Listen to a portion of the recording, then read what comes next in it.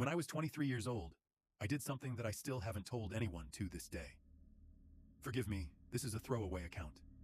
I am to the point of guilt that I almost can't live with myself, had I not gotten this off my chest. I'm 45, and until now, nobody has ever heard of this incident. At the time of the attack, I was attending Georgia State University, majoring in journalism. I had been studying profusely, and I was completely dedicated to getting a good job for my future children. I hadn't been blessed with a daughter like I had always imagined yet, but when I was, I needed to make sure I could support my family in every way possible.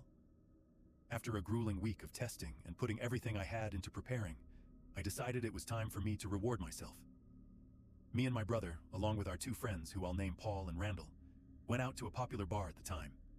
We had an amazing time initially, getting drunk out of our minds and talking it up with anything who moved. It seemed like a normal night with the boys.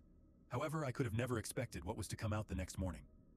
The last I remember before the situation was getting into a car with my brother, Paul, and Randall. My brother, who was the least hammered out of all four of us, was in the driver's seat. It's important that I mention that while I was considered smart in school, I wasn't very familiar with the streets. Being the dumb college student I was, I thought a couple drinks couldn't affect your skill on the road. We were driving through less populated areas for a reason that I still can't remember now. This is where the story begins to take a darker turn. Follow for part 2.